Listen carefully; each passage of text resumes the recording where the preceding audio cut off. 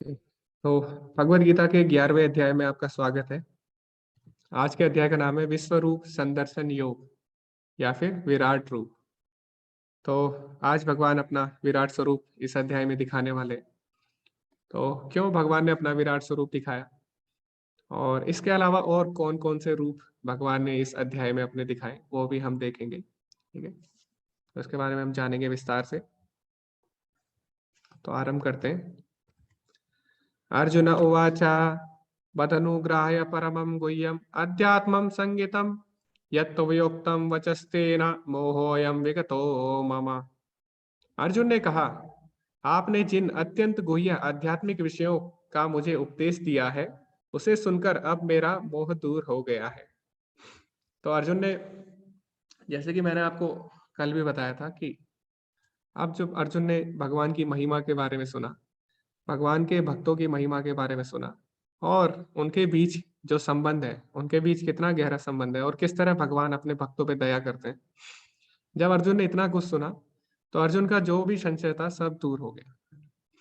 तो अगर कई लोग बोलते हैं कि अर्जुन और कृष्ण के बीच संवाद है भगवत गीता, और अर्जुन के मन में जो डाउट है उसको दूर करने के लिए, है ना।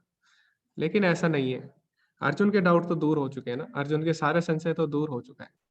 तो भगवत गीता को तो यहीं पे खत्म हो जाना चाहिए था अगर ऐसा होता। ठीक है, लेकिन जैसा कि हमने पहले अध्याय में ही हमने क्या किया था, चर्चा की थी कि ये जो जितने भी संशय हैं ये अर्जुन के संशय नहीं है। ठीक है, अर्जुन एकमात्र उसका साधन है कि जो भी हमारे संशय हैं, ठीक है, हम लोगों के, हमारी तरफ से अर्जुन वो सवाल पूछ रहा है।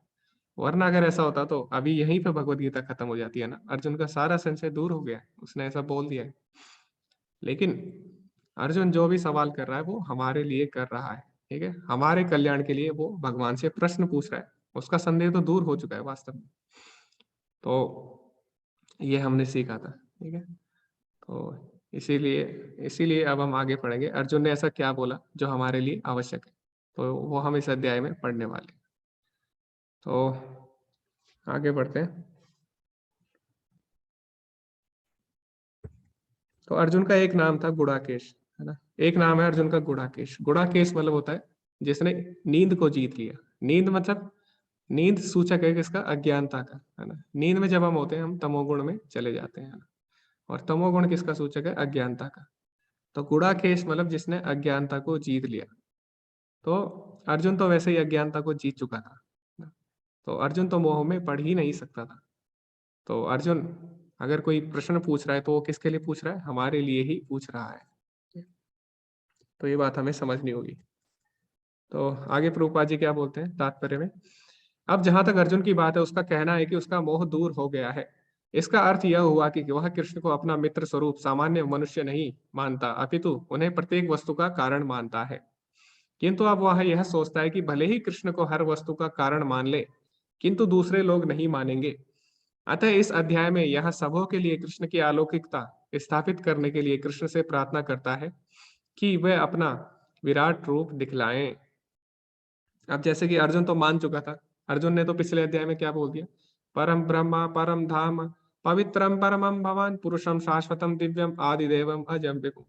तो अर्जुन ने तो बोल दिया आप ही परम पुरुष है, ठीक है, आप ही परम ब्रह्म है, आप ही परम पवित्र है। तो इस प्रकार अर्जुन तो मान चुका है। लेकिन अभी क्या हुआ, अभी अर्जुन क्यों आगे पूछ रहा है भगवान से, क्यों विराट रूप दिखाने को बोल रहा है, मतलब इस अध्याय में क्यों बोलेगा। क्योंकि जैसा कि हमने अभी भगवत गीता में पढ़ा इतने अध्यायों में, तो इसमें हमने देखा भगवान क्या बोल रहे हैं। भगवान अपने बारे में बोल रहे हैं ना। क्या बोल रहे हैं, मत 7वें अध्याय में बोलते हैं मत्ता परतरम नान्य, मेरे से बढ़ के कोई भी परम सत्य नहीं है। ठीक है, फिर उसी अध्याय में बोलते हैं वेदा हम समतीतानि, मुझे सब कुछ मालूम है, मुझे सब कुछ ज्ञात है। उसके बाद बोलते हैं 5वें अध्याय में भोक्ता राम यज्ञ तपसाम, सभी यज्ञ तपस्याओं का भोक्ता मैं ही हूँ। और फिर 10वें अध्याय में भी भगवान बोलते हैं अहम आदि ही देवानाम, मैं ही देवताओं महर्षियों सबका आदि हूँ। ठीक है, अहम सर्वस्य प्रभो, सब चीज मेरे से ही आती है।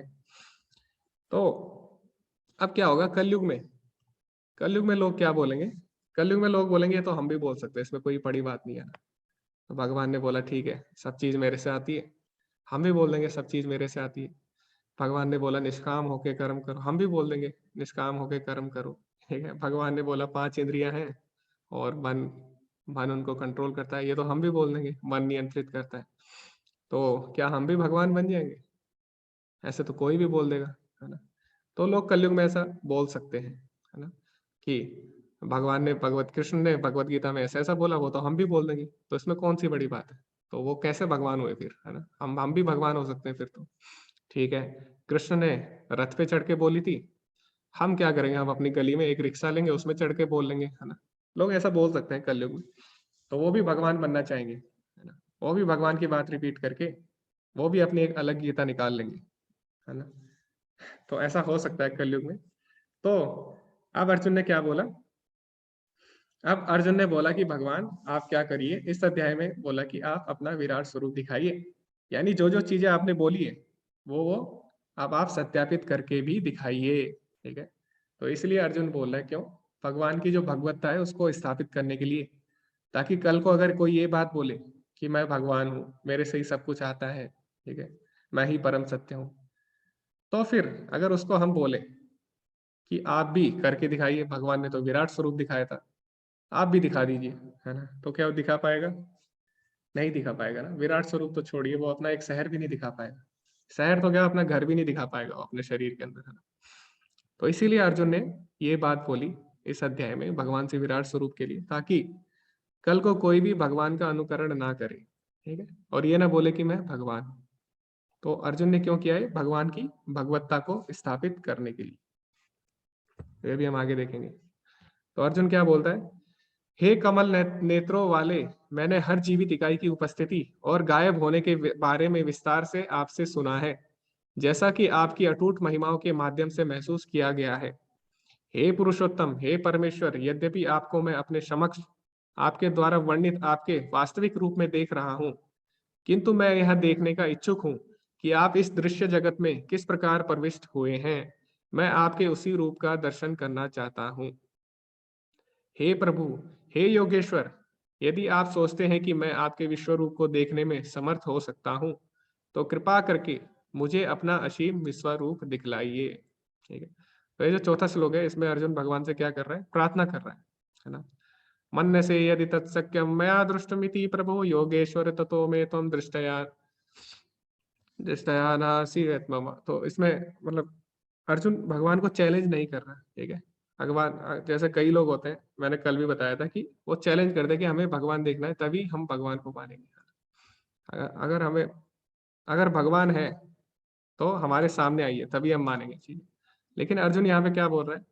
अर्जुन यहाँ पे प्रार्थना कर रहा है, ठीक है? हाथ जोड़ के। तो अर्जुन यहाँ पे हाथ जोड़ के बोल रहा है कि भगवान, यदि आप समझते हैं कि मैं इस लायक हूँ, यदि आप मुझे समझते हैं कि मैं इस लायक हूँ, यानी मैं आपका विश्व रूप देखने में समर्थ हूँ, तब आप मुझे दिखलाइए विश्व रूप। तो हमारा भाव जो होना चाहिए भगवान के प्रति, यही भाव होना चाहिए, ठीक है? हम भगवान को चैलेंज नहीं कर सकते, है ना? प्रभुपाद जी बोलते हैं भगवान हमारे नौकर नहीं है कि हम भगवान को चैलेंज करेंगे और भगवान आ जाए, है ना? भगवान हमारे नौकर नहीं है, ठीक है? भगवान हमारे स्वामी है, तो हम उनको चैलेंज कर ही नहीं सकते। हमें क्या करना है? उनसे रिक्वेस्ट करनी होगी, उनसे प्रार्थना करनी होगी। तो ऐसा है, ठीक है? तो जैसे एक बच्चा होता है, बच्चा स्कूल में पढ़ता है ना, तो बच्चा जब स्कूल में पढ़ता है तो उसके जो टीचर होते हैं, उसके अध्यापक उसको बताते हैं, है ना? अलग-अलग ग्रहों के बारे में बताते हैं, अलग-अलग देशों के बारे में बताते हैं। तो बच्चा ये नहीं बोलता कि पहले आप मुझे दिखाइए, है ना? पहले आप मुझे दिखाइए तभी मैं मानूँगा और तभी मैं आगे पढ़ूँगा। बच्चा ऐसा नहीं बोलता। बच्चा क्या करता है? पहले सुनता है अपने अध्यापकों से और पढ़ता है, और जब उसके अंदर ज्ञान आ जाता है, जब वो उसके योग्य हो जाता है, तो अपने आप सारी चीज़ें देख लेता है बच्चा। इसी प्रकार हम लोग भी हैं। हम पहले ये नहीं बोलते कि हमें भगवान दिखाइए, फिर हम भक्ति करेंगे। पहले हम अपने आप को उस लायक बनाते हैं, उसके योग्य बनाते हैं, ठीक है? भक्ति करते हैं, उसके योग्य बनाते हैं अपने आप को, तब जाके हम भगवान के साक्षात दर्शन भी कर सकते हैं। तो सेम चीज़ है दोनों जगह, ठीक है? तो यहाँ पे भी हमें वही करना है, जैसे हमने स्कूल में किया, पहले सुनना है, ठीक है? फिर भक्ति के जो विधि-विधान है, नियमों का पालन करना है, हमें उस लायक बनना होगा, तभी हम भगवान को साक्षात देख सकते हैं, ठीक? तो ऐसा है। तो जैसे अगर आपको मान लो अभी आप सोचते हो कि मुझे अमेरिका के जो राष्ट्रपति हैं उनसे मिलना है, ठीक है? तो क्या आप मिल सकते हो? नहीं मिल सकते ना। उसके लिए आपको क्या करना पड़ेगा? अपॉइंटमेंट लेनी पड़ती है। उसके लिए आपको बहुत झंझट करना पड़ेगा, है ना? आपकी योग्यता होना चाहिए और आपका कारण जो है, रीज़न जो है उनसे मिलने का, वो भी सही होना चाहिए, है ना? तो इसी प्रकार जब जो अमेरिका का राष्ट्रपति है उससे मिलने के लिए इतना झंझट है, इतनी आपको क्वालिफिकेशन होनी चाहिए, इतनी योग्यताएं होनी चाहिए। तो जो भगवान है वो तो अनंत कोटि ब्रह्मांड के स्वामी है, तो क्या उनसे आप ऐसे ही मिल सकते हो चैलेंज करके? नहीं। तो भगवान को अगर देखना है तो उनसे हमें अर्जुन की तरह प्रार्थना करनी होती है, अर्जुन की तरह भक्ति होनी चाहिए, ठीक है? तो आगे भगवान क्या बोलते हैं फिर, तो ये क्वेश्चन आता है तो इसका आंसर ऑलरेडी पहले से ही आपको मिल चुका है। तो अर्जुन ने भगवान कृष्ण से विश्व रूप दिखाने के लिए क्यों कहा? तो क्या उन्हें भगवान पे शक था? तो भगवान ने इतनी सारी चीजें बोली, तो क्या उन्हें शक हो गया कि क्या वास्तव में ऐसा हो सकता है कि नहीं? अर्जुन को संदेह नहीं था भगवान पे। तो जैसे हमने पिछले अध्याय में देखा ना, अर्जुन तो बोल चुका है कि आप ही परम सत्य हैं, आप ही परम ब्रह्म है। तो अर्जुन को संदेह तो बिल्कुल भी नहीं है भगवान पे। क्या अर्जुन खुद को विशेष मान रहा है कि मैं कृष्ण का मित्र हूँ और कृष्ण का मैं विशेष भक्त हूँ, इसलिए शायद भगवान मुझे दिखा दे? नहीं। अर्जुन क्या कर रहा है, भगवान से प्रार्थना कर रहा है। और अर्जुन क्यों भगवान से बोल रहा है विश्व रूप दिखाने के लिए? ताकि जो लोग भविष्य में भगवान का अनुकरण ना करें, भविष्य में लोग ये ना बोले कि मैं भी ये सब बोल दूंगा, मैं भी गीता बोल दूंगा तो मैं भी भगवान बन जाऊंगा। भविष्य में लोग ऐसा ना सोचे, ठीक है? इसीलिए अर्जुन ने ये सब बोला। तो असली कारण इसका यही है, तीसरे वाला। अभी क्या है, तो जैसे मैंने बताया आजकल बहुत लोग हैं, ठीक है, भारत में तो बहुत है। तो अगर आप कल की अवतार ही देखें तो इंडिया में कम से कम 13 से ऊपर कल की अवतार घूम रहे हैं। और भगवान तो पता नहीं कितने घूम रहे हैं इंडिया में, है ना, भारत में। ऐसे ऐसा नहीं है, हर जगह है। और भारत में तो ज्यादा ही भगवान घूम रहे हैं, ठीक है? तो आजकल कोई भी बोल देता है मैं परमेश्वर हूँ, ठीक है? कहीं भी आप जाओगे, किसी बाबा लोगों से आप मिलोगे, ज्यादातर लोग यही बोलते हैं क्या, कि हम भगवान है, ठीक है? तो भगवान को पता था, अर्जुन को भी पता था कलयुग में ऐसा होने वाला है, सब लोग बोलेंगे हम भगवान है और हम भी कुछ दो चार ज्ञान की बातें करेंगे, ठीक है? लेकिन हमें भी क्या बनना है, हमें भी थोड़ा बुद्धिमान बनना है, ठीक है? हमें बोलना है कि ठीक है, अगर आप भगवान हैं तो जैसे अर्जुन को भगवान ने क्या बोला, कृष्ण ने बोला मैं भगवान हूँ, है ना, मैं परम सत्य हूँ, मेरे से ऊपर कोई सत्य नहीं है। तो अर्जुन ने बोला ठीक है, आप विश्व रूप दिखाइए। इसीलिए हमें भी क्या बनना है, हमें भी बुद्धिमान बनना है। अगर कोई बोलता है आपको कि मैं भगवान हूँ, तो आप बोलिए ठीक है, आप फिर अपना विश्व रूप दिखाइए, है ना, ऐसा आप बोल सकते हैं। तो क्या होगा, दूध का दूध पानी का पानी हो जाएगा, ठीक है?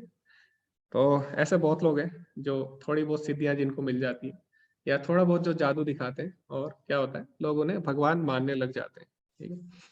तो प्रभुपाद जी बोलते थे, जो व्यक्ति बोलता है मैं गॉड हूँ, वो डॉग है, ठीक है? तो वो चीटिंग कर रहा है, ठीक है, धोखा दे रहा है।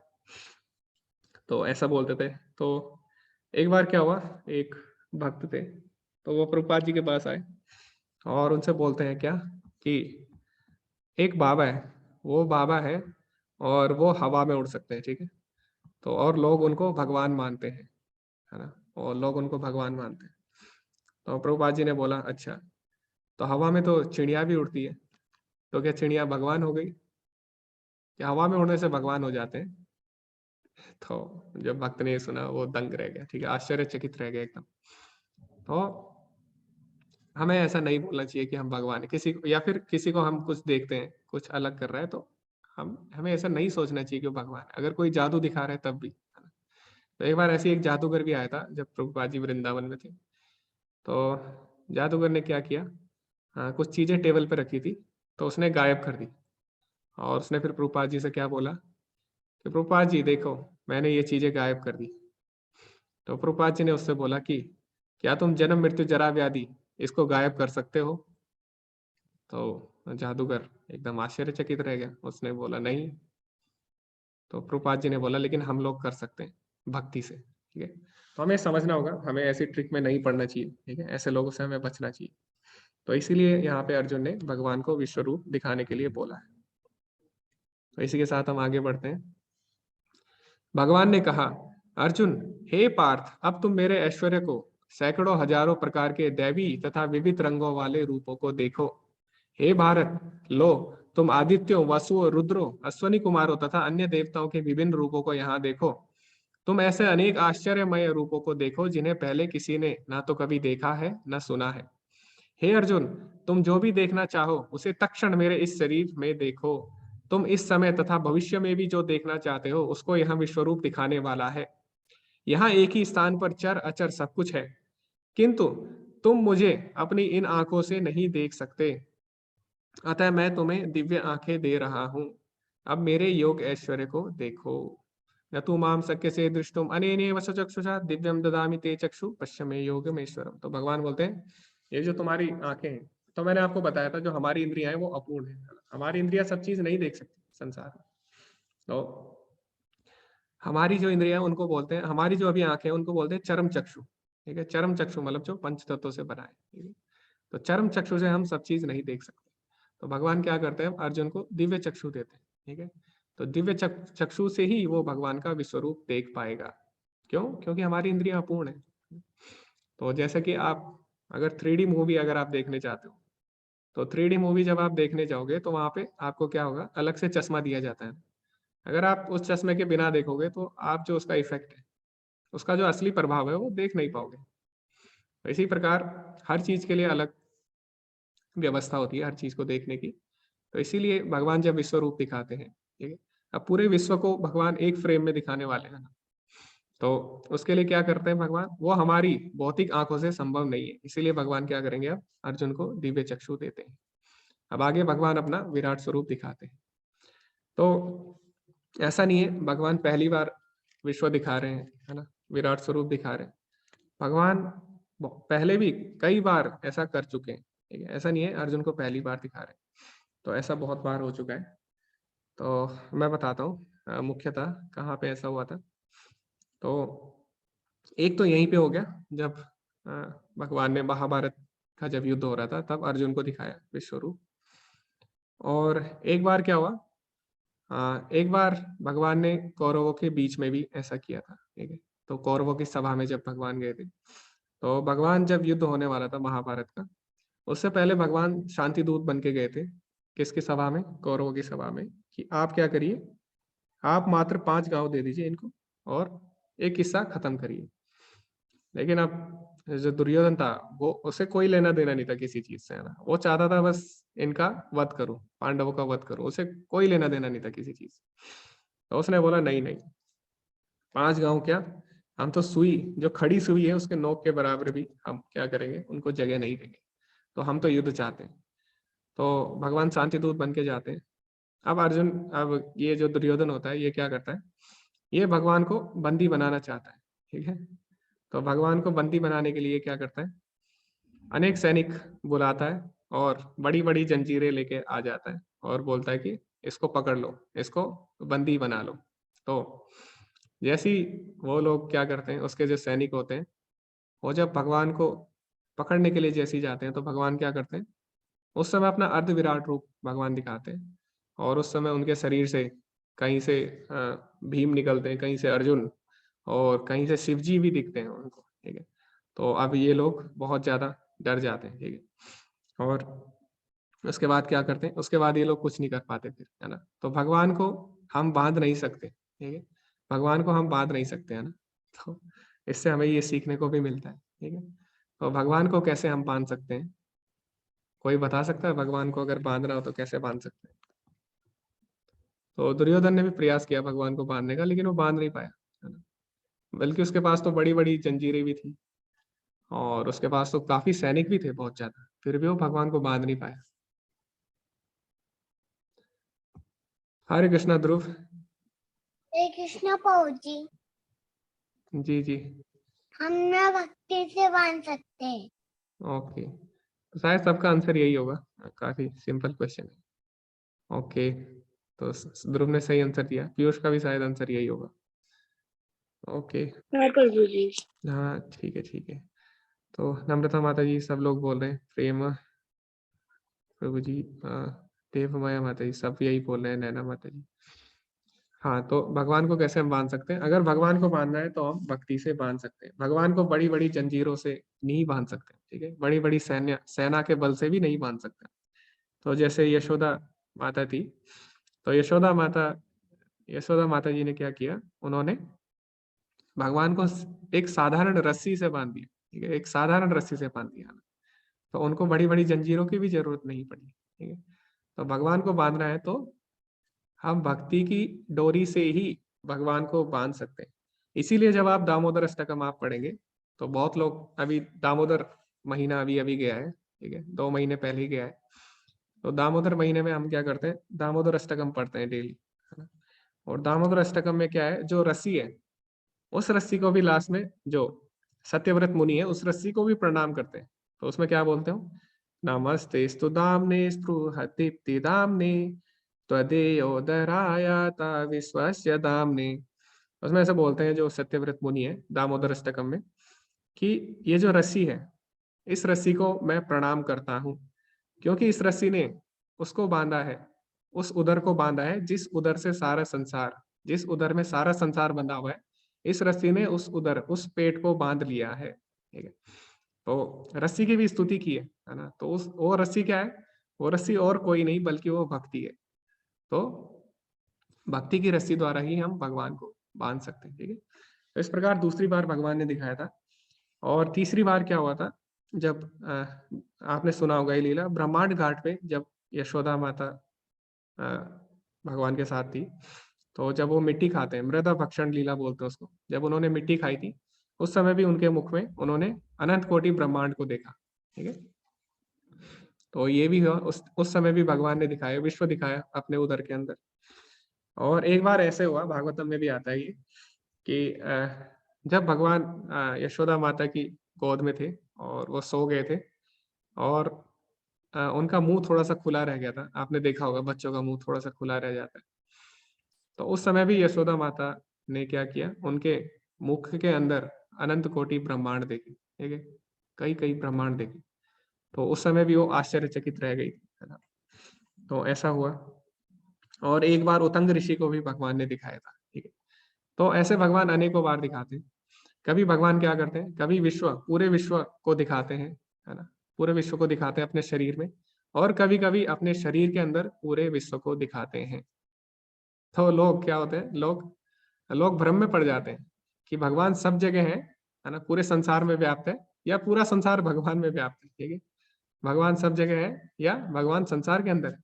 तो इसी को भगवान की क्या बोलते हैं, अचिंत्य शक्ति बोलते हैं, ठीक है। तो ये भगवान की अचिंत्य शक्ति। तो भगवान अपना विश्व रूप पहले भी कई बार दिखा चुके हैं, विराट रूप भी दिखा चुके हैं कई बार, और अपने उधर में ब्रह्मांड भी दिखा चुके हैं कई बार, ठीक है। तो वही भगवान अब यहाँ पे भी करने जा रहे हैं। तो आगे आगे क्या बोलते हैं, संजय क्या बोलते हैं, संजय उवाचा एव मुक्ता ततो राजन महायोगेश्वरो हरि दर्शयामास पार्थाय परमम रूपमेश्वरम। संजय ने कहा, हे राजा, इस प्रकार कहकर महायोगेश्वर भगवान ने अर्जुन को अपना विश्व रूप दिखलाया। तो अब आगे विश्व रूप का वर्णन करेंगे। विश्व रूप में क्या देखा अर्जुन ने इस विश्व रूप में असंख्य मुख, असंख्य नेत्र तथा असंख्य आश्चर्यमय दृश्य देखे। यह रूप अनेक दैवी आभूषणों से अलंकृत था और अनेक दैवी हथियार उठाए हुए था।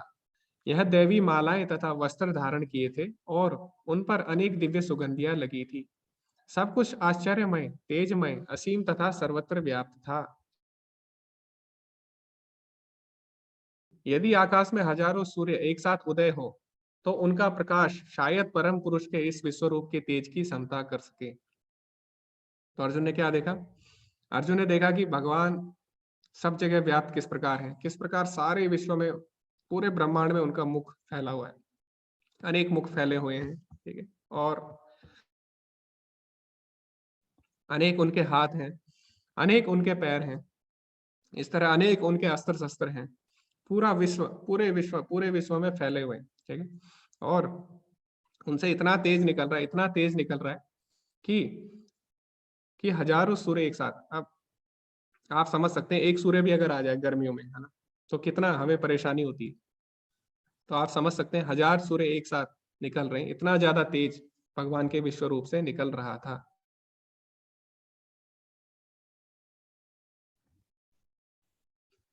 आगे फिर अर्जुन ने क्या देखा, उस समय अर्जुन भगवान के विश्व रूप में एक ही स्थान पर स्थित हजारों भागों में विभक्त ब्रह्मांड के अनंत अंशों को देख सका। तो आप जो दिव्य चक्षु से ही ऐसा संभव है ना, पूरे ब्रह्मांड को एक साथ देखना, कैसे हमारी चरम चक्षु से संभव नहीं है। तो दिव्य चक्षु से अर्जुन ये चीज देख पा रहा था। तब मोहग्रस्त एवं आश्चर्यचकित, रोमांचित हुए अर्जुन ने प्रणाम करने के लिए मस्तक झुकाया और वहां हाथ जोड़कर भगवान से प्रार्थना करने लगा। तो इतना कुछ देखने के बाद अब अर्जुन क्या करता है, अर्जुन भयभीत हो जाता है, ठीक है, और आश्चर्यचकित भी हो जाता है कि ये मैं क्या देख रहा हूँ, ऐसा तो मैंने पहले कभी नहीं देखा था, और साथ साथ रोमांचित भी हो जाता है, ठीक है। और उसके बाद वो हाथ जोड़ के भगवान का जो विश्व रूप है उसका वर्णन करेगा। ओके, तो अर्जुन ने कहा, हे भगवान कृष्ण, मैं आपके शरीर में सारे देवताओं तथा अन्य विविध जीवों को एकत्रित देख रहा हूँ। मैं कमल पर आसीन ब्रह्मा, शिवजी तथा समस्त ऋषियों एवं दिव्य सर्पों को देख रहा हूँ। तो इसमें अर्जुन स्तुति करता है, और तो ये भगवान की बड़ी सुंदर सुंदर स्तुतियां हैं विश्व रूप की। तो अर्जुन ऐसा बोलता है, पश्यामि देवांस्तव देवदेहे सर्वांस्तथा भूत विशेष संगान ब्रह्मांडमीशं कमलासनस्थं ऋषिं च सर्वान् उर्गांश्च दिव्यान्। इस तरह भगवान की विश्व रूप जो है उसकी अर्जुन स्तुति करता है, सुंदर सुंदर स्तुतियां हैं।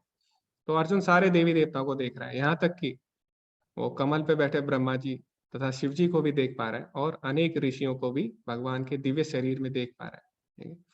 उसके बाद फिर क्या बोलता है, हे विश्वेश्वर, हे विश्वरूप, मैं आपके शरीर में अनेक अनेक हाथ, पेट, मुंह तथा आंखें देख रहा हूँ, जो सर्वत्र फैले हैं और जिनका अंत नहीं है। आप में ना अंत दिखता है, ना मध्य और ना आदि। तो जैसे कि भगवान ने पहले भी बोला था, ठीक है, कि मत्ता परतरम ना अन्य, मेरे से बढ़कर कोई भी सत्य नहीं है।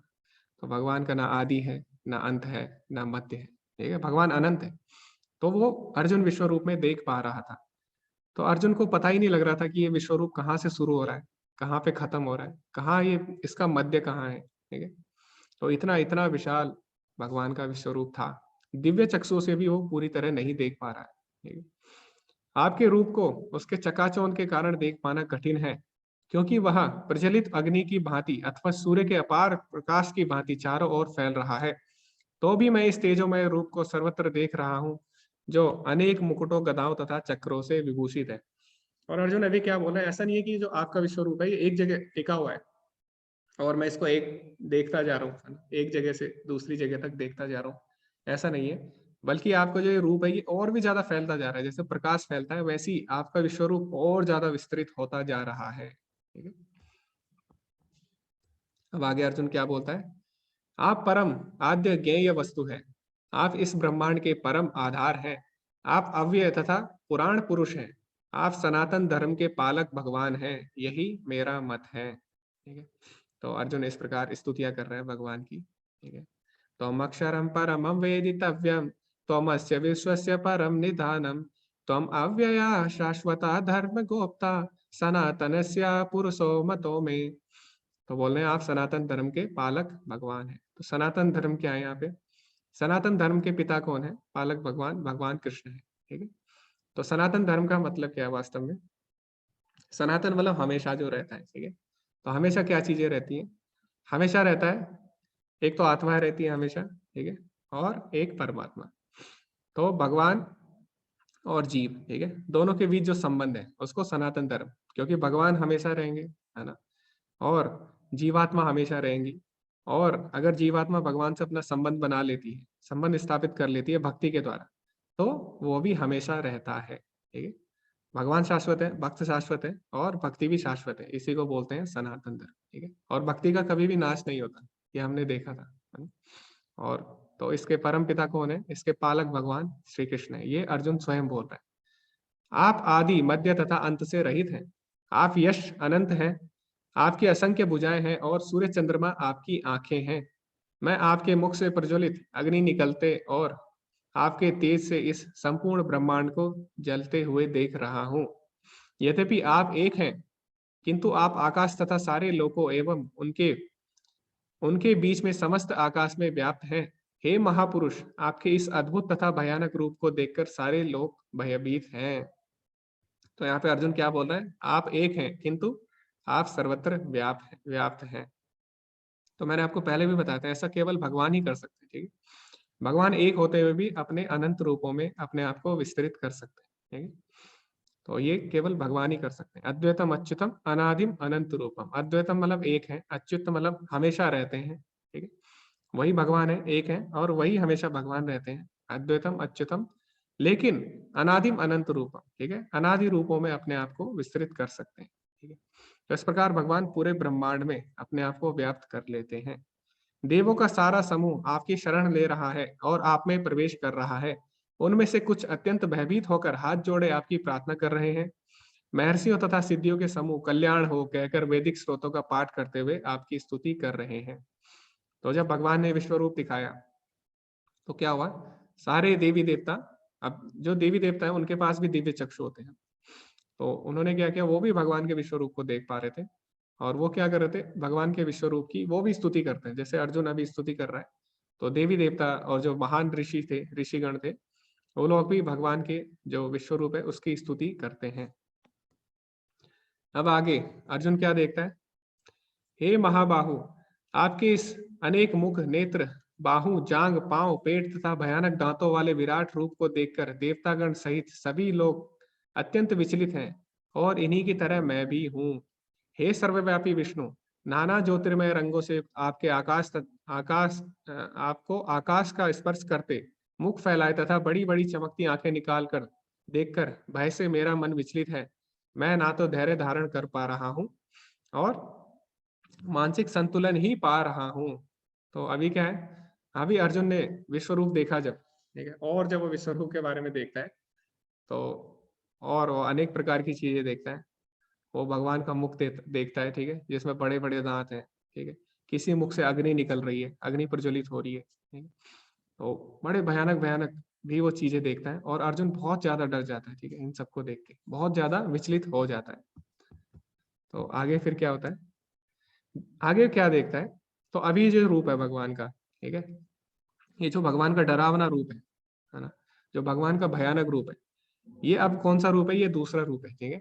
इस रूप में क्या है, इस रूप को क्या बोलते हैं, भगवान का काल रूप बोलते हैं, ठीक है, काल रूप बोलते हैं। तो इसमें क्या होता है, इसमें अर्जुन क्या देखता है, धृतराष्ट्र के सारे पुत्र अपने समस्त सहायकारों सहित तथा भीष्म, द्रोण, कर्ण एवं हमारे प्रमुख योद्धा भी आपके विकराल मुख में प्रवेश कर रहे हैं।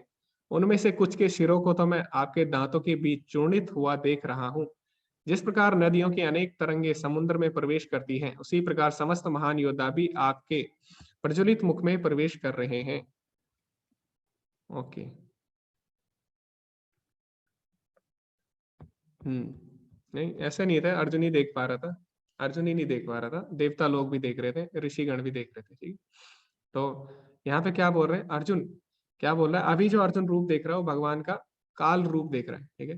तो काल रूप में उसने क्या देखा कि जितने भी योद्धा हैं जो विरोधी पक्ष वाले हैं, या उसके पक्ष के भी जो योद्धा आगे जाके मारे जाने वाले हैं, उनको वो देख रहा है भगवान के जो काल रूप है वो काल के मुख में समा रहे हैं, ठीक है। और भगवान क्या कर रहे हैं, उनके जो सिर हैं उनको अपने दांतों से चबा रहे हैं, ठीक है, चूर्णित होता हुआ।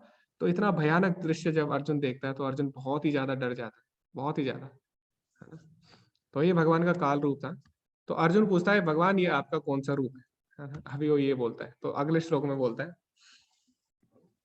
तो इस तरह बोलता है एक श्लोक में कि ये आपका कौन सा रूप है, ठीक है, आप मुझे इसके बारे में बताइए, और इसको देख के तो मैं और ज्यादा डर रहा हूँ। तो भगवान उसका उत्तर देते हैं इस श्लोक में। भगवान बोलते हैं, कालो अस्मि लोक क्षयकृत प्रवृत्तो। भगवान ने कहा, समस्त जगतों का विनष्ट करने वाला काल मैं हूँ, और यहाँ समस्त लोगों का विनाश करने के लिए आया हूँ। तुम्हारे यानी पांडवों के अलावा दोनों पक्षों के सारे योद्धा मारे जाएंगे, ठीक है। तो इस प्रकार अभी जो जो काल रूप देखता है ना, तो उसका भगवान उसके बारे में बता रहे हैं कि ये काल रूप है मेरा, और इसमें तुम देख पाओगे कि जो तुम्हारे कुछ योद्धा और जो तुम्हारे विपक्ष में जो सेना है, यानी जो कौरवों की सेना है, उसके योद्धा इसमें मारे जाएंगे। तो भगवान अर्जुन को ये भी दिखा देते हैं, ठीक है, काल रूप में। अभी भगवान क्या बोलते हैं फिर काल रूप में अर्जुन को, तस्मात् उत्तिष्ठा यशो लभस्व जित्वा शत्रुन् भुक्ष्व राज्यं समृद्धम् मय्येव एते निहता पूर्वमेव निमित्त मात्रं भव सव्यसाचिन्। तो भगवान बोलते हैं, अतः उठो, तस्मात् उत्तिष्ठा, ठीक है, अतः उठो, लड़ने के लिए तैयार हो जाओ और यश अर्जित करो, अपने शत्रुओं को जीतकर संपन्न राज्य का भोग करो। यह सब मेरे द्वारा पहले ही मारे जा चुके हैं, हे सव्यसाची। तुम तो युद्ध के लिए केवल एक निमित्त मात्र हो सकते हो। तो भगवान ऐसे बोले, तुम क्या हो? ये तो सब मेरे द्वारा समझो पहले ही मारे जा चुके हैं। तुम क्या हो? तुम तो बस एक निमित्त मात्र हो। तो कई लोग क्या करते हैं, अब मेरा भी आपसे क्वेश्चन है, देखते हैं आप क्या बोलते हैं। तो कई लोग बोलते हैं भगवान कृष्ण खुद भी तो युद्ध कर सकते थे, ठीक है, तो उन्होंने अर्जुन से युद्ध क्यों कराया? क्यों वो अर्जुन को चुनते हैं? यहाँ पे भगवान यही बोल रहे हैं ना कि अर्जुन तुम तो एक निमित्त मात्र हो, ठीक है। तो भगवान क्यों भगवान ने अर्जुन को निमित्त मात्र चुना? क्यों नहीं भगवान ने खुद युद्ध किया? कोई बता सकता है? जो पहले कर चुके हैं उनको तो पता ही होगा, वो भी बता सकते हैं।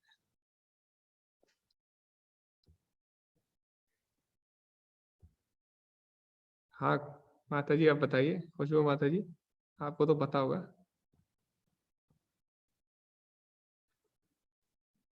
क्योंकि अर्जुन, हरे कृष्ण प्रभु जी। अच्छा अच्छा जी माता जी। प्रभु जी मुझे लगता है कि अगर भगवान खुद युद्ध करते तो ये तो हम काफी बार डिस्कस कर चुके हैं, ठीक है, कोई बात नहीं, आप सोचिए, आप ध्यान से सुना करिए, ठीक है सब लोग, आप इतनी बार कर रहे हैं कोर्स तो आपको पता होना चाहिए ये चीज। ओके, मनीष प्रभु जी शायद कुछ बोलना चाहते हैं। जी प्रभु जी, हरे कृष्ण। हरे कृष्ण प्रभु जी। जी प्रभु, उनका वास्तविक कर्म है अर्जुन का युद्ध करना, तो भगवान उनको वही याद दिला रहे हैं, मतलब ऐसा शायद मेरा। ओके, तो ओके, वो भी है एक रीजन। और वैसे भगवान भी कर सकते थे युद्ध, ऐसा नहीं है, भगवान ने भी युद्ध किए ना, कई युद्ध किए, भगवान भी तो द्वारका के राजा के रूप में प्रकट हुए हैं अभी, वो भी युद्ध कर सकते हैं, ऐसे कोई बड़ी बात नहीं है इसकी। ओके, शुभम प्रभु जी। हरे कृष्ण प्रभु जी। क्योंकि युद्ध करना ये अर्जुन का कर्तव्य था उस केस में, ना ही भगवान श्री कृष्ण का। ओके, वो भी है, वो भी बात सही है कर्तव्य की। और कुछ इसके अलावा कोई खास बात? और कुछ नहीं, बस इतना ही। ओके, हाँ लगभग सभी लोगों ने सही आंसर दिया है। हाँ, लेकिन एक और चीज है, क्योंकि अर्जुन क्षत्रिय है, हाँ वो सब चीजें तो है, वो तो प्रारंभिक कारण वही है, बाहर से अगर हम देखें तो बाह्य कारण वही है, ठीक, ये सब बाहरी कारण है। अगर ईश्वर युद्ध करते तो हम गीता कैसे सुनते? सपना माता जी बोली, हाँ माता जी वो भी, ये सब बाहरी कारण है, पर अंदर की बात क्या है? अंदर की बात भगवान ने इस श्लोक में बोली, ठीक है। भगवान ने क्या बोला इस श्लोक में? इस श्लोक को अगर आप ध्यान से पढ़ेंगे तो आपको पता लग जाएगा भगवान ने अर्जुन को क्यों चुना। तो भगवान क्या बोले अर्जुन को? तस्मात् उत्तिष्ठ, उठो। और दूसरा जो बोला है भगवान ने, क्या बोला? यशो लभस, यानी यश को प्राप्त करो। तो इसका मतलब क्या है?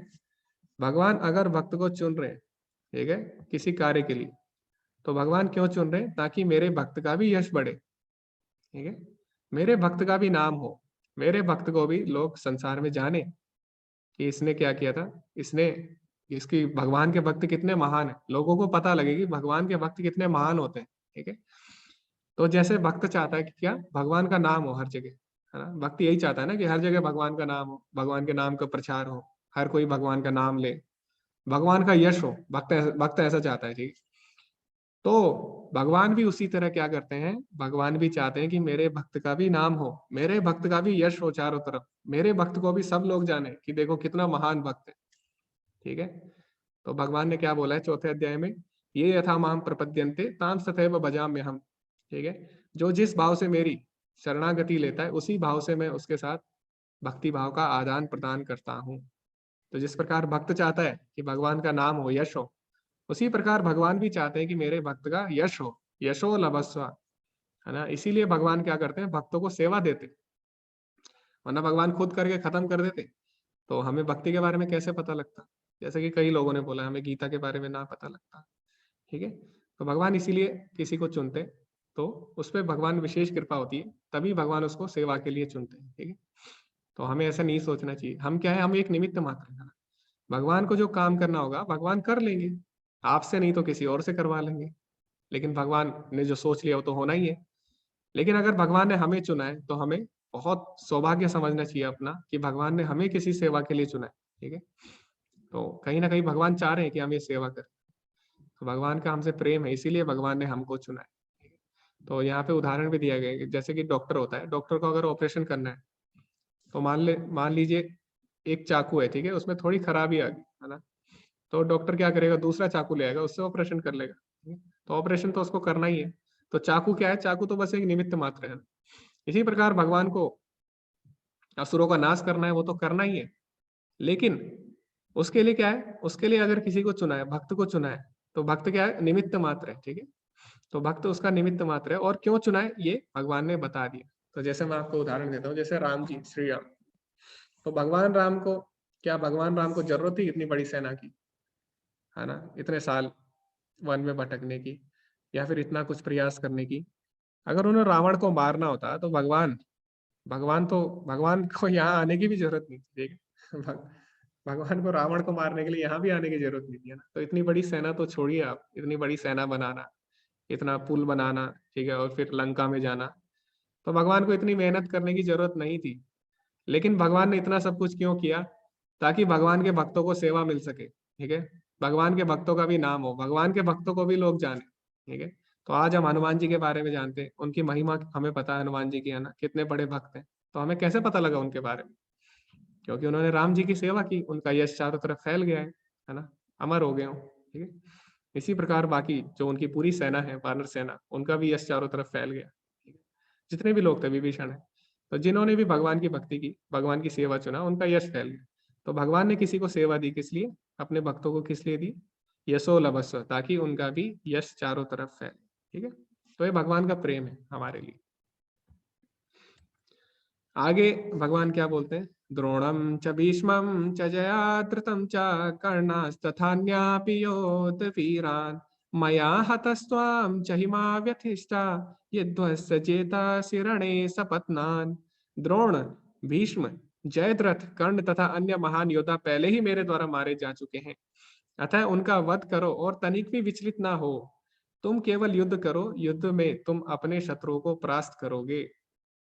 तो भगवान ने यहाँ पे विश्वास दिला दिया कि ये भी जो तुम देख रहे हो योद्धा, ये तो पहले ही मारे जा चुके हैं मेरे द्वारा, तुम बस क्या करो, तुम बस इसका श्रेय लो। ठीक है, तुम इसका श्रेय लो, युद्ध करो। ठीक है, तो तुम डरो मत बिल्कुल भी। ठीक है, तो भगवान इस तरह बोल रहे हैं। तो अब कोई बोलेगा अच्छा, तो क्या सब चीज पहले से फिक्स है? हाँ, ऐसे भी कई लोग बोलते हैं कि क्या हमारा भविष्य पहले से ही फिक्स हो गया है? तो अगर हमारा भविष्य पहले से ही फिक्स है तो हम कुछ क्यों करें फिर जीवन में, है ना, हम तो बैठ जाएंगे, फिर हमारा भविष्य तो पहले से ही फिक्स है, जो होना है वो तो होना ही है, तो फिर हम क्यों करें कुछ। तो भविष्य तय हो चुका है, इसका मतलब क्या है, इसका मतलब ये है यहाँ पे कि अब ये जो लोग हैं, कौरव लोग, ये जो जिस पथ को ये चुन चुके हैं, जिस रास्ते को, जिस मार्ग को ये लोग चुन चुके हैं, उस पे इनका भविष्य अब तय हो चुका है। और जो मार्ग इन्होंने अपनाया है उस पे, उसका केवल एक ही अंत है, वो क्या है, इनकी मृत्यु। ठीक है, तो जो मार्ग हम चुनते हैं उसके हिसाब से हमारा भविष्य तय हो जाता है ना। जैसे मान लो आपको, अभी आप दिल्ली में हो, ठीक है, दिल्ली स्टेशन पे हो आप, रेलवे स्टेशन पे, अभी आप कहीं भी जा सकते हो ना, अभी आप चेन्नई भी जा सकते हो, कोलकाता भी जा सकते हो, हरिद्वार भी जा सकते हो, अभी आप कहीं भी जा सकते हो, अभी फिक्स नहीं है कुछ भी।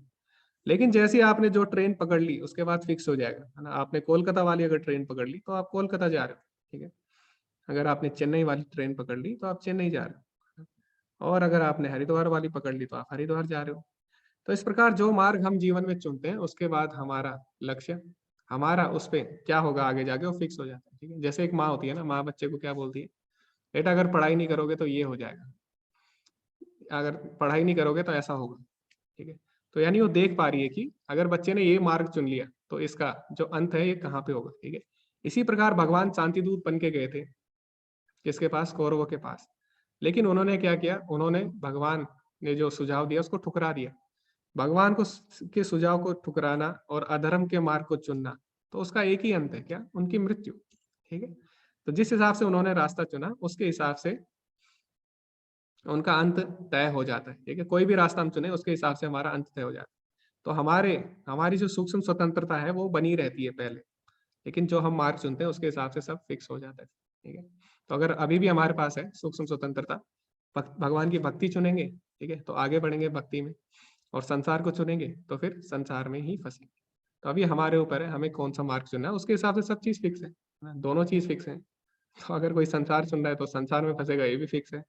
और अगर कोई भगवान की भक्ति का मार्ग चुनेगा तो वो भगवत धाम जाएगा, भगवान की भक्ति प्राप्त करेगा, ये भी फिक्स है। तो अभी हमारे ऊपर है, हम भी फिक्स कर सकते हैं, ठीक है। आगे क्या बोलते हैं भगवान, आगे संजय बोलते हैं, संजय ने धृतराष्ट्र से कहा, हे राजा, भगवान के मुख से इन वचनों को सुनकर कांपते हुए अर्जुन ने हाथ जोड़कर उन्हें बारंबार नमस्कार किया। फिर उनसे भयभीत होकर अवरुद्ध स्वर में कृष्ण से इस प्रकार कहा, ठीक है। तो अभी क्या हुआ, अर्जुन को थोड़ा धैर्य अर्जुन ने बांधा, ठीक है, जब भगवान ने क्या किया, उन्हें थोड़ा साहस दिया, है ना। आगे अर्जुन ने क्या कहा फिर हाथ जोड़ते हुए, हे ऋषिकेश, आपके नाम के श्रवण से सारा संसार हर्षित होता है और सभी लोग आपके प्रति अनुरक्त होते हैं। यद्यपि सिद्ध पुरुष आपको नमस्कार करते हैं, किंतु असुरगण भयभीत हैं और इधर उधर भाग रहे हैं, यह ठीक ही हुआ है। अब जो असुर लोग हैं, ये भी दिव्य, इनके पास भी दिव्य दृष्टि होती है, ठीक है, इनका भी शरीर दिव्य होता है। तो अगर असुर लोग दिव्य ना होते, दिव्य शरीर, तो देवताओं के साथ युद्ध कैसे करते, वो देवताओं को देख ही ना पाते ना। तो असुरों के पास भी शक्तियां होती है, ठीक है। तो असुर लोग भी भगवान के दिव्य रूप को देख पा रहे थे, लेकिन क्या हुआ, असुर लोग जो हैं वो भगवान के दिव्य रूप को, जो भगवान का विश्व रूप है, उसको देख के वो घबरा रहे हैं, इधर उधर भाग रहे हैं। और अर्जुन क्या बोल रहे हैं, ये ठीक ही हुआ, है ना, एक तरह से ठीक ही हुआ कि आपने उनको भयभीत कर दिया है। हे महात्मा, आप ब्रह्मा से भी बढ़कर हैं, आप आदि सृष्टा हैं। तो यहाँ पे अर्जुन क्या बोल रहे हैं, आप ब्रह्मा से भी बढ़कर हैं और आदि सृष्टा, यानी ब्रह्मा के भी सृष्टा करने वाले आप ही हैं। तो फिर आपको सादर नमस्कार क्यों न करे, तो फिर कोई भी आपको नमस्कार क्यों नहीं करेगा। हे अनंत, हे देवेश, हे जगन निवास, आप परम स्रोत, अक्षर, कारणों के कारण तथा इस भौतिक जगत से परे हैं। आप आदिदेव, सनातन पुरुष तथा इस दृश्य जगत के परम आश्रय हैं। आप सब कुछ जानने वाले हैं, आप ही सब कुछ हैं जो जानने योग्य है। तो अर्जुन बोला है, आप ही सब कुछ जानते हैं और सब कुछ जो जानना है वो आप ही हैं। आप भौतिक गुणों से परे परम आश्रय हैं। हे अनंत रूप, यह संपूर्ण दृश्य जगत आपसे व्याप्त है। अब अर्जुन जब इतना कुछ देखता है, भगवान का काल रूप देख लिया उसने, है ना, भगवान का विकराल रूप देख लिया, भगवान का विश्व रूप देख लिया, तो अब क्या होता है, अब अर्जुन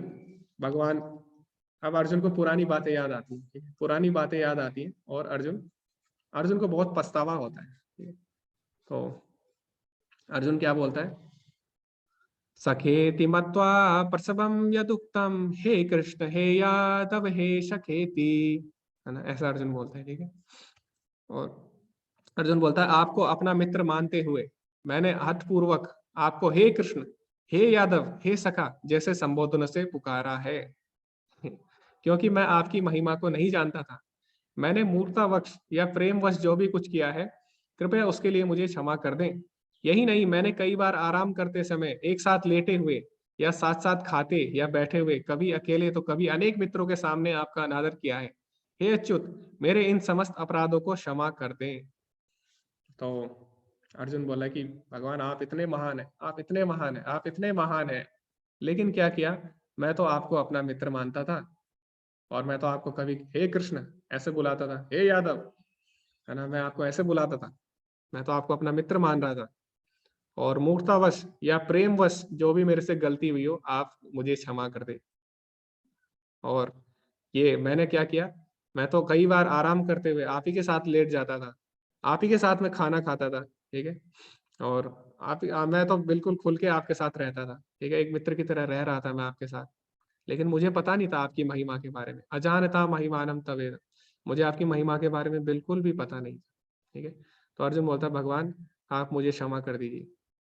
तो अब मेरा आप सबसे क्वेश्चन है, वैसे टाइम काफी हो चुका है, फिर भी डिस्कस कर लेते हैं। तो मेरा आपसे क्वेश्चन है सबसे कि अब एक भक्त है, ठीक है, जैसे अर्जुन है, एक भक्त है और एक अभक्त है, ठीक है, असुर है, दोनों ही भगवान को भगवान नहीं मानते, है ना। तो भक्त है वो भी भगवान को, अर्जुन भी भगवान को भगवान नहीं मानता, ठीक है। वो भी क्या बोल रहे हैं यहाँ पे, मैंने आपको अपना मित्र मानते हुए आपको अनेक बार क्या किया, आप कभी आपका अपमान किया सबके सामने, कभी आपको अलग अलग नामों से पुकारा, कभी आपके साथ लेट जाता था मैं, कभी आप ही के साथ खाना खा लेता था, ठीक है। तो एक भक्त भी भगवान को भगवान की तरह नहीं देखता, और एक अभक्त असुर भी भगवान को भगवान की तरह नहीं देखता। तो दोनों में अंतर क्या है? असुर भी भगवान को भगवान नहीं मानता और भक्त भी भगवान को भगवान नहीं मानता, दोनों में अंतर क्या है?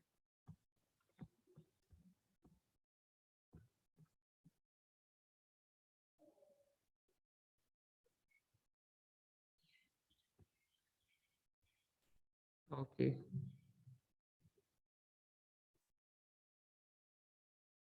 एक किसी को हम ले लेंगे, उसके बाद क्या करेंगे? उसके हमारे पास अभी ज्यादा समय नहीं है, एक ही किसी एक को ले लेंगे हम। ठीक है योगी प्रभु जी, हरे कृष्ण। प्रभु जी हरे कृष्णा। अब अब भगवान को जो भक्त है वो प्रेमवश भगवान नहीं मानता, क्योंकि प्रेम हाँ इतना है कि उसको समझ ही नहीं पाता। असुर जो है उसको वो भगवान को भगवान मानना ही नहीं चाहता, हाँ हाँ हाँ, वो उसको उस रूप में स्वीकार ही नहीं कर पाता। जी जी जी। ओके, तो प्रभु जी ने वैसे सही आंसर दे दिया है, तो बाकी तो ऐसे भी सुनने की जरूरत नहीं है, तो ऑलरेडी इसका आंसर दे चुके हैं प्रभु जी सही से। हाँ, सपना माता जी भी सही बोली। तो दोनों में फर्क इतना है, एक प्रेम पूर्वक नहीं मानता और एक क्या है, एक मूर्खता पूर्वक, यानी एक क्या है, एक अहंकार वश भगवान को भगवान नहीं मानता, ठीक है। बल्कि जो दूसरे वाला असुर, वो तो अपने आप को ही भगवान मानने लग जाता है, जैसे रावण है, हिरण्यकशिपु, ये भी भगवान को भगवान नहीं मानते। क्यों? क्योंकि इनके अंदर अहंकार है, ठीक है।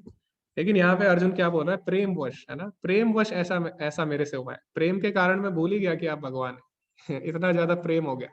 तो क्या होता है, जब हमारा ज्यादा प्रेम होता है भगवान से, तो हम अलग अलग रसों में भगवान से जुड़ जाते हैं। कोई माधुर्य रस में जुड़ता है, ठीक है, प्रेमी के रूप में भगवान को मानने लग जाता है। और कोई वात्सल्य रस में, कोई भगवान को अपने पुत्र मानने लग जाता है ना, वात्सल्य रस में। कोई दास्य रस में भगवान को अपना स्वामी मानने लग जाता है, ठीक है। और कोई साख्य रस में भगवान को अपना मित्र मानने लग जाता है, जैसे कि अर्जुन है, वो किसमें अभी? साख्य रस में। भक्तो असी में सखा चेती, भगवान खुद बोलते हैं चौथे अध्याय के 3रे श्लोक में कि तुम मेरे भक्त हो और मेरे मित्र भी हो, है ना। तो अर्जुन किस रस में जुड़ा है भगवान से? साख्य रस में। तो जब भक्त का प्रेम बढ़ जाता है भगवान से, तो वो क्या करता है, एक रस में जुड़ जाता है, जिसके कारण वो भूल जाता है। जैसे यशोदा माता है, वो वात्सल्य रस में, तो वो भूल जाती है कि ये भगवान है ना। और भगवान को पीट पकड़ के वो पीटती भी है, उनकी पिटाई भी करती है, उनको बांध भी देती है, ठीक है। तो ये कैसा है, ये इसमें क्या अंतर है दोनों में? इसमें अंतर है प्रेम वश, ठीक है। उनका प्रेम इतना ज्यादा है कि वो भगवान से एक रस में जुड़ जाते हैं, ठीक है। तो ये ऐसा भक्त करते हैं। अब आपने एक और चीज इससे हमें सीखने को मिली कि भगवान कभी भी अपने भक्तों को अपने ऐश्वर्य नहीं बताते, अपने ऐश्वर्य के बारे में कभी नहीं बताते। तो जब यशोदा माता को भगवान कभी भी क्या करते थे, भगवान जब भी किसी असुर को मारते थे, तो वहां पे यशोदा माता नहीं होती, ठीक है। भगवान नहीं चाहते कि मेरी लीला का जो रस है वो खराब हो, इनको पता लगे कि मैं भगवान हूँ, है ना। क्योंकि इनको पता लग गया मैं भगवान हूँ, तो लीला चौपट हो जाएगी, ठीक है, फिर लीला कैसे होगी, है ना। तो भगवान क्या करते हैं, कभी भी पता नहीं लगने देते अपने भक्तों को कि वो भगवान है, ठीक है। चुपचाप सारी लीलाएं इस प्रकार करते हैं कि सबको लगता है कि ये तो साधारण मनुष्य है ना, ये तो हमारा ही मित्र है, ये तो हमारा ही बच्चा है, ठीक है, ऐसे लगे ताकि उनको। तो इसीलिए भगवान अपना ऐश्वर्य रूप प्रकट नहीं करते। तो यहाँ पे अब क्या हुआ, भगवान ने अपना ऐश्वर्य रूप प्रकट किया जैसे ही, तो अर्जुन क्या होगा, अर्जुन भयभीत हो गया। अर्जुन ने अर्जुन ने ठीक है भगवान की स्तुति की, लेकिन साथ ही साथ अर्जुन भयभीत हो गया ऐश्वर्य रूप देख के, ठीक है। तो जो एक भक्त है वो भगवान को उनके सुंदर वास्तविक रूप जो है, श्याम सुंदर रूप में देखना चाहता है हमेशा, ठीक है। उसे भगवान के ऐश्वर्य से मतलब नहीं है।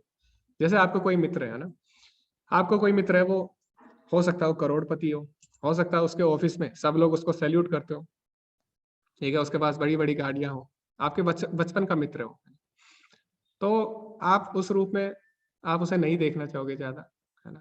आप उसके ऑफिस में जाओगे, अगर आप उस रूप में अगर उसके आप मिलोगे उससे, तो आप उसके गले नहीं मिल सकते, ठीक है, उसके साथ खेल नहीं सकते, उसके साथ मजाक नहीं कर सकते आप उसके ऑफिस में जाके, क्योंकि अभी वो ऐश्वर्य रूप में है वहां पे, है ना। इसी प्रकार अर्जुन के सामने जो भगवान का जो रूप है, उसमें हंसी मजाक नहीं कर सकता भगवान के साथ, भगवान के साथ खेल नहीं सकता, उनको अलग अलग जो उनके घर का नाम है, जो उनका व्यक्तिगत नाम है, उससे नहीं बुला सकता, ठीक है।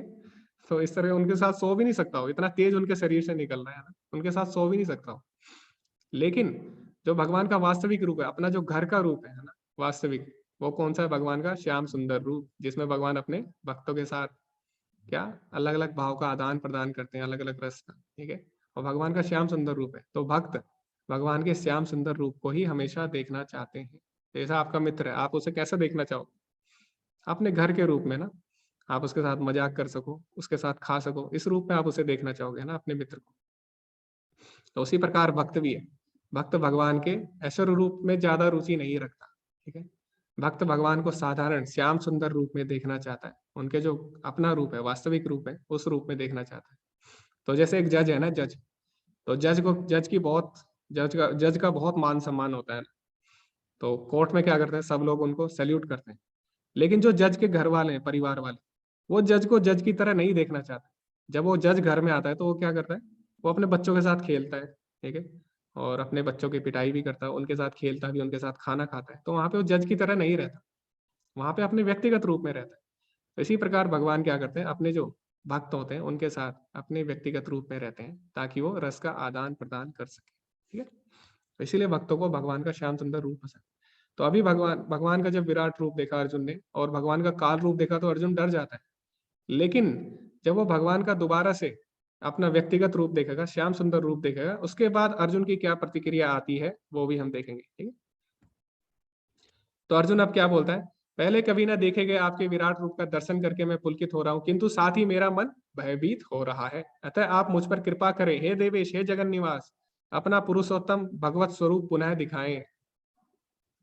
अर्जुन बोलता है आप अपने वास्तविक रूप में आ जाइए, लेकिन उससे पहले क्या करिए, हे विराट रूप, हे सहस्त्र भुज भगवान, मैं आपके मुकुटधारी चतुर्भुज रूप का दर्शन करना चाहता हूँ, जिसमें आप अपने चारों हाथों में शंख चक्र गदा तथा पद्म धारण किए हो। मैं उसी रूप को देखने की इच्छा करता हूँ। तो अब अर्जुन भगवान से बोलता है कि आप मुझे अपना चतुर्भुज रूप दिखाइए, ठीक है, ठीक है, आप मुझे अपना वास्तविक रूप दिखाइए, लेकिन उससे पहले आप मुझे अपना चतुर्भुज विष्णु रूप दिखाइए। तो भगवान क्या करते हैं, चतुर्भुज विष्णु रूप में भी उनके सामने प्रकट होते हैं। हे कुरुश्रेष्ठ, तुमसे पूर्व मेरे इस विश्व रूप को किसी ने नहीं देखा, क्योंकि मैं न तो वेदाध्ययन के द्वारा, न यज्ञ दान पुण्य या कठिन तपस्या के द्वारा इस रूप में इस संसार में देखा जा सकता हूँ। तो अभी जितने भी हमने भगवान के रूप पढ़े थे, है ना, भगवान ने विराट रूप दिखाए थे और भी जगह, लेकिन इतना विशाल, इतने विस्तार से भगवान ने किसी को भी नहीं बताया था, ठीक है। तो मैंने बताया था ना, भगवान अपने भक्तों को ही अपने बारे में बताते हैं, ठीक है, अपने बारे में बताते हैं। तो क्योंकि अर्जुन भगवान का भक्त है, उसने भगवान से विनती की थी, तो भगवान ने पूरे विस्तार से उन्हें विश्व रूप के बारे में बताया। और भगवान बोलने, कोई भी अपने प्रयासों से मुझे नहीं समझ सकता, चाहे कितना भी यज्ञ कर ले, कितना भी दान पुण्य कर ले, कठिन तपस्या कर ले, लेकिन मेरे बारे में नहीं जान सकता जब तक मैं खुद उसको ना बताऊं, ठीक है। तो यहाँ पे भगवान ने अर्जुन को स्वयं अपने विश्व रूप के बारे में बताया और विस्तार से बताया, ठीक है। बाकी बाकी जगह ऐसा नहीं किया भगवान ने, कुछ क्षण के लिए दिखाया, वो भी पूरी तरह से नहीं दिखाया, ठीक है। अर्ध विराट रूप दिखाए भगवान ने, लेकिन अर्जुन को पूर्ण विराट रूप दिखाया, पूर्ण विश्व रूप दिखाया। तुम मेरे भयानक रूप को देखकर अत्यंत विचलित एवं मोहित हो गए हो, अब इसे समाप्त करता हूँ। हे मेरे भक्त, तुम समस्त चिंताओं से पुनः मुक्त हो जाओ, तुम शांत चित्त से अब अपना इच्छित रूप देख सकते हो। तो भगवान ने क्या बोला, अब तुम मेरे अनेक विराट रूप देखा तुमने, और तुमने क्या देखा, काल स्वरूप देखा, उसको देख के तुम क्या हो गए, विचलित हो गए हो। लेकिन अब क्या करो, तुम अपना इच्छित रूप, यानी जिस रूप में तुम मुझे देखना चाहते हो, अब तुम उस रूप में मुझे देखो, और फिर उससे क्या होगा, तुम शांत हो जाओगे, ठीक है। तो संजय ने धृतराष्ट्र क्या कहा, हे अर्जुन से इस प्रकार कहने के बाद भगवान कृष्ण ने अपना असली चतुर्भुज रूप प्रकट किया और अंत में 2 भुजाओं वाला रूप प्रदर्शित किया। भयभीत अर्जुन को धैर्य बंधाया। तो उसके बाद भगवान चतुर्भुज रूप से फिर अपने जो कृष्ण रूप है, ठीक है, तो अपने आदि रूप में फिर आ जाते हैं। उसके बाद जब अर्जुन ने कृष्ण को उनके आदि रूप में देखा तो क्या कहा, हे जनार्दन, आपके इस अतीव सुंदर मानवीय रूप को देखकर अब स्थिर चित्त हूँ और मैंने अपनी प्राकृत अवस्था प्राप्त कर ली है, ठीक है। तो अर्जुन बोला कि अब जो मेरी वास्तविक अवस्था थी, ठीक है, उसमें मैं अब आ चुका हूँ, अब मेरा जो भय है वो समाप्त हो चुका है। तो अगर आपका कोई मित्र है, अगर वो आपके सामने आ जाए और उसके हजारों हाथ हो जाए, हजारों पैर हो जाए, हजारों सिर हो जाए, तो आपको कैसा लगेगा? आप तो अपने मित्र को देख के डर जाओगे, होगा कि नहीं? फिर आपका मित्र आया आपके सामने 4 हाथों में आ गया, फिर भी आप बोलोगे क्या चल रहा है? तो आप सोचोगे कि शायद मैं पागल हो चुका हूँ ना, या फिर आप डर जाओगे उसको देख के, ऐसा अगर आप देखोगे। तो फिर जब अर्जुन क्या करता है, अर्जुन जब भगवान का आदि रूप देखता है, ठीक है, दो भुजाओं वाला, तब जाके अर्जुन को लगता है कि हाँ ये तो मेरे मित्र हैं, ठीक है, और फिर जाके उसका उसका धैर्य बनता है और फिर जाके उसका मन शांत होता है। श्री भगवान ने कहा, हे अर्जुन, तुम मेरे जिस रूप को इस समय देख रहे हो उसे देख पाना अत्यंत दुष्कर है ना, सुदुर्दशम, यहाँ तक कि देवता भी इस अत्यंत प्रिय रूप को देखने की ताक में रहते हैं। तो अब जो दो भुजाओं वाला रूप है, भगवान उसकी महिमा बताते हैं कि जो मेरा दो भुजाओं वाला रूप हो कैसा है, सुदुर्दशम इदम रूपम दृष्टवानासि यद मम देवः अप्यस्य रूपस्य नित्या दर्शन कांक्षिणः। तो ये जो मेरा रूप है सुदुर्दशम यानी अत्यंत दुर्लभ है, ठीक है, इस रूप में मुझे बहुत ही कम लोग देख पाते हैं। कौन देख पाते हैं? जो भगवान के शुद्ध भक्त हैं वही। अब जैसे मैंने उदाहरण दिया था ना आपको, कोई जज है, तो जज घर में कैसा रहता है क्या वो सबको पता है? वो सबको नहीं पता ना, सब लोग तो उसे जज की तरह ही देखते हैं, लेकिन जज अपने घर में कैसे रहता है वो उसके परिवार वालों को ही पता रहता है ना। इसी प्रकार भगवान को लोग अलग अलग रूपों में जानते हैं। देवी देवता क्या करते हैं? महाविष्णु के रूप में उनकी स्थिति करते हैं, और कोई विश्व रूप के रूप में उनकी स्तुति करता है। उनको ऐश्वर्य रूप में लोग ज्यादा जानते हैं, लेकिन उनका जो अपना व्यक्तिगत रूप है, जो अपना श्याम सुंदर रूप है, उसके बारे में बहुत ही कम लोग जानते हैं। उसके बारे में जो भगवान के शुद्ध भक्त हैं केवल वही लोग जान पाते हैं, ठीक है। इसीलिए भगवान यहाँ पे बोलते हैं कि जो देवता लोग हैं उनको भी ये जो मेरा आदि रूप है, ठीक है, श्याम सुंदर रूप है, वो भी इस रूप को देखने की ताक में रहते हैं। तो जैसे ही जब भगवान ने क्या किया, जब देवता को पता लगा कि भगवान अब कृष्ण रूप में प्रकट होने वाले, धरती पे प्रकट होने वाले, तो जैसी जब भगवान गर्भ में प्रविष्ट हुए देवकी माता की, तो सारे देवी देवता वहां पे इकट्ठा हो गए और उनका इंतजार करने लगे और स्तुतियां गाने लगे कि कब भगवान आएंगे और कब हम उनके जो आदि रूप है उसके दर्शन कर पाएंगे, ठीक है। तो सारे लोग वहां पे, सारे जितने भी देवी देवता गण है वो वहां पे उनके दर्शन के लिए लालायित हो उठते। तो वही भगवान इसमें बता रहे हैं। उसके बाद भगवान अपने श्याम सुंदर रूप का बता भी रहे हैं कि किस तरह तुम इसको देख सकते हो। तो भगवान ने पहले क्या बताया, जो श्याम सुंदर रूप है इसको देखने के लिए देवता लोग भी ताक में रहते हैं, लेकिन अगर इसको देखना है श्याम सुंदर रूप को, तो उसकी केवल एक ही विधि है। वो क्या है? भक्त्या तो अनन्य शक्या अहम एवं विदो अर्जुना या तुम द्रष्टुम च तत्वेन परवेष्टुम च परंतपा। भक्त्या, ठीक है, भक्ति के द्वारा, हे अर्जुन, केवल अनन्य भक्ति के द्वारा मुझे उस रूप में समझा जा सकता है जिस रूप में मैं तुम्हारे समक्ष खड़ा हूँ, और इसी प्रकार मेरा साक्षात दर्शन भी किया जा सकता है। केवल इसी विधि से तुम मेरे ज्ञान के रहस्य को पा सकते हो। तो भगवान ने स्वयं बोल दिया, भक्त्या तो अनन्य शक्या, केवल भक्ति के द्वारा ही, अनन्य भक्ति के द्वारा ही तुम मेरे इस रूप को देख सकते हो। मेरे श्याम सुंदर रूप को केवल मेरे भक्त लोग ही देख सकते हैं, ठीक है। तो जो ज्ञानी होते हैं वो क्या होते हैं? निराकारवादी हो जाते हैं, ठीक है, भगवान के निराकार रूप को मानते हैं।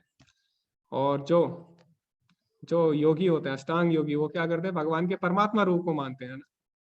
लेकिन जो भगवान का वास्तविक जो आदि रूप है, ठीक है, भगवान का श्याम सुंदर रूप है, भगवान क्या बोल रहे हैं? उसको केवल भक्त ही जान सकता है। भक्त्या तो अनन्य शक्या।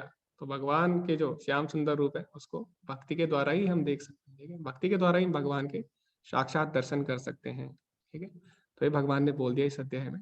अब जो अगला अध्याय है कल का, वो भक्ति योग है, ठीक है। तो यहाँ पे भगवान क्या कर रहे हैं? भक्ति योग की थोड़ी सी हमें झलक देंगे। भगवान क्या बोलते हैं? मत कर्म कृत मत परमो मत भक्ता संग वर्जिता निर्वैर सर्वभूतेषु या समामेति पांडवा। हे अर्जुन, जो व्यक्ति सकाम कर्मों तथा मनोधर्म के कलमश से मुक्त होकर मेरी शुद्ध भक्ति में तत्पर रहता है, जो मेरे लिए ही कर्म करता है, जो मुझे ही जीवन लक्ष्य समझता है, और जो प्रत्येक जीव से मैत्री भाव रखता है, वह निश्चय ही मुझे प्राप्त करता है। तो इसी के साथ भगवान क्या करते हैं? इस अध्याय को समाप्त करते हैं। अब जो कल का अध्याय होगा वो भक्ति योग होगा, ठीक है। तो आपको भी भगवान के लिए थोड़ा सा समय निकालना होगा। भगवान ने हमें इतना समय दिया है, हमें भी भगवान को समय देना चाहिए। और आप भी हरे कृष्ण महामंत्र का जप कर सकते हैं। और आज तो शुभ दिन है आरंभ करने का, आज एकादशी भी है, और आज एकादशी है और चैप्टर भी 11वां है ना, 11वां चैप्टर है, एकादशी है। तो आप आज से भगवान के नाम का जप आरंभ कर दीजिए। 1 घंटा निकाल लीजिए दिन में कभी भी, और भगवान के नाम का जप करिए। और आज से आरंभ कर दीजिए, हमेशा भगवान के नाम का जप करिए, हरे कृष्ण महामंत्र का जप करिए, ठीक। तो भगवान को हमसे कुछ नहीं चाहिए, कुछ भी उम्मीद नहीं रखते भगवान हमसे। तो हमें भगवान को अपना हृदय देना है, ठीक है, और भगवान के पवित्र नाम का जप करना है। तो इसी के साथ ये अध्याय समाप्त हुआ। अभी हम सारांश पढ़ेंगे। तो अर्जुन कृष्ण से अपने सबसे पहले अपना जो विश्व रूप है उसके बारे में दिखाने के लिए बोलते हैं, और फिर भगवान कृष्ण अपना विश्व रूप का वर्णन करते हैं, और फिर संजय भी वर्णन करते हैं। उसके बाद अर्जुन विश्व रूप को देख के अपना अनुभव भी बताता है, उसको कैसा लगा। फिर काल रूप देखता है और फिर प्रार्थना करता है काल रूप की, और फिर लास्ट में भगवान क्या करते हैं, भगवान बताते हैं कि उनका जो वास्तविक रूप है, आदि रूप है, श्याम सुंदर रूप है, उसके दर्शन किस प्रकार किए जा सकते हैं। ये भी भगवान बताते हैं भक्ति की महिमा के बारे में, कि भक्ति की क्या महिमा है। उसके बाद अभी अंत में हम श्रील प्रभुपाद के कुछ शब्द पढ़ेंगे। तो श्रील प्रभुपाद क्या कहते हैं, सारांश यह है कि कृष्ण ने अपने क्षणभंगुर विश्व रूप के साथ साथ काल रूप जो सब कुछ भक्षण करने वाला है, और यहाँ तक कि चतुर्भुज विष्णु रूप को भी दिखलाया। इस तरह कृष्ण इन समस्त स्वरूपों के उद्गम है। ऐसा नहीं है कि वह आदि विश्व रूप या विष्णु की ही अभिव्यक्ति है। तो कई लोग क्या समझते हैं कि विष्णु से कृष्ण आए हैं, या फिर कई लोग समझते हैं कि निराकार से भगवान प्रकट हुए हैं, ठीक है। और क्या होता है, जैसी लीला खत्म होती है भगवान निराकार में समा जाते हैं, ऐसे लोगों को मानना चाहिए। लेकिन ऐसा नहीं है। इस अध्याय में भगवान ने सिद्ध कर दिया कि भगवान से ही सारे रूप प्रकट होते हैं, ठीक है। भगवान ने क्या किया, पहले अपना विश्व रूप दिखाया, उसके बाद काल रूप भी दिखाया, उसके बाद विष्णु रूप में भी भगवान विस्तृत हुए, ठीक है। भगवान ने अपने सारे रूप दिखा दिए।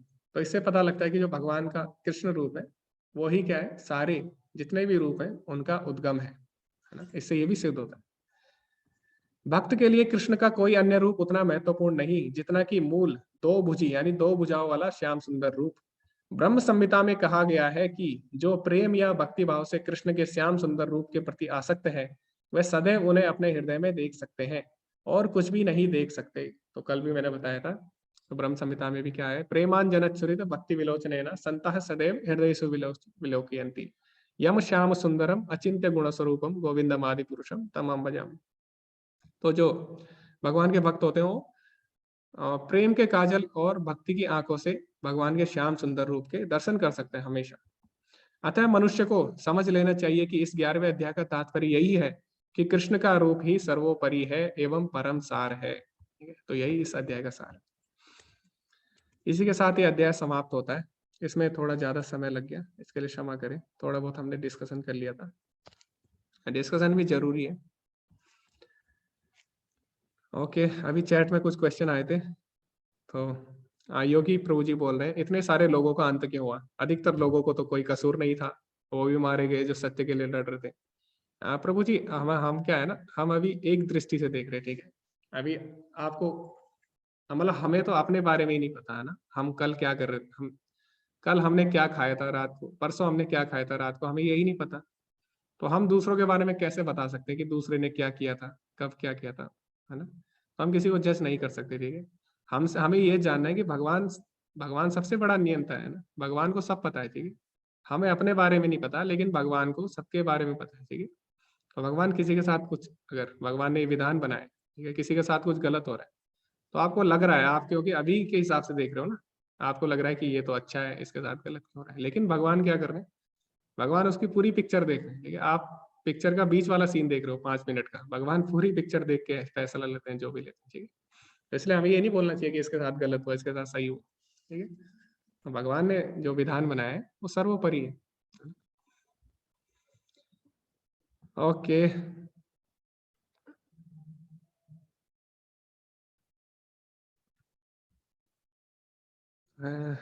ओके। हरे, आपका नाम क्या है, आपने हरे कृष्णा तो नाम लिखा है अपना, तो मुझे समझ नहीं। अच्छा, सोना माता जी हो आप, ठीक है माता जी। आप नाम चेंज कर दीजिए अपना, समझ नहीं आ रहा है।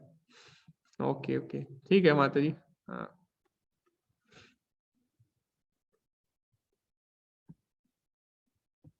ओके। अगर किसी को ग्रुप में ऐड करना है तो आप उनका नंबर भेज दीजिए, यहाँ पे चैट में भेज दीजिए मेरे को, मैं ऐड कर दूंगा।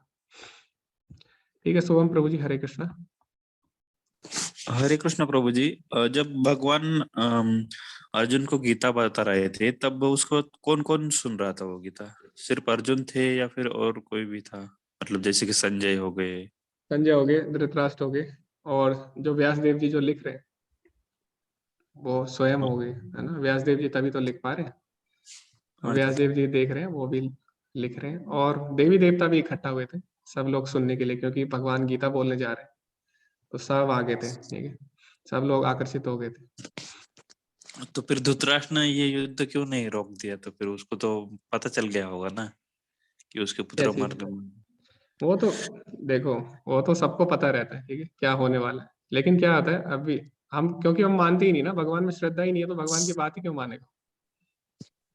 अच्छा। अब मान लो राम जी ने रावण को क्या बोला कि तुम नाश हो जाएगा तुम्हारा, तो ऐसे तो रावण को भी पता लग गया ना उसका नाश हो जाए, लेकिन वो मानता ही नहीं भगवान की बात। वो भगवान को ही नहीं मानता तो उनकी बात क्यों मानेगा। उसने सीरियसली नहीं लिया उन बातों को, रावण ने। ऐसे ही इनका भी है, असुर लोगों का। इनको पता तो होता है, भगवान बता देते हैं इनको, लेकिन फिर भी ये सीरियस नहीं लेते उनकी बातों को। जैसे ओके। हिरण्यकशिपु को भी बोला उनके जो पुत्र था प्रहलाद, ये पिताजी आप ऐसा मत करिए, आपसे ऊपर भगवान है। वो बोल रहा नहीं मैं भगवान। उनके पुत्र ने बोला नहीं ऐसा नहीं है, आपसे ऊपर भगवान है।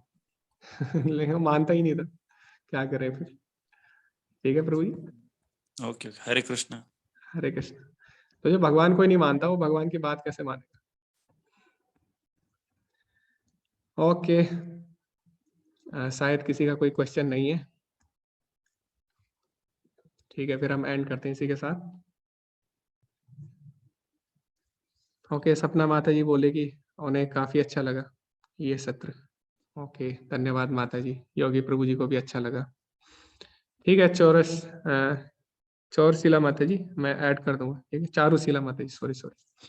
ठीक है, चारुशिला माता जी मैं ऐड कर दूंगा ग्रुप में। ओके, तो आज का अध्याय हम समाप्त करते हैं।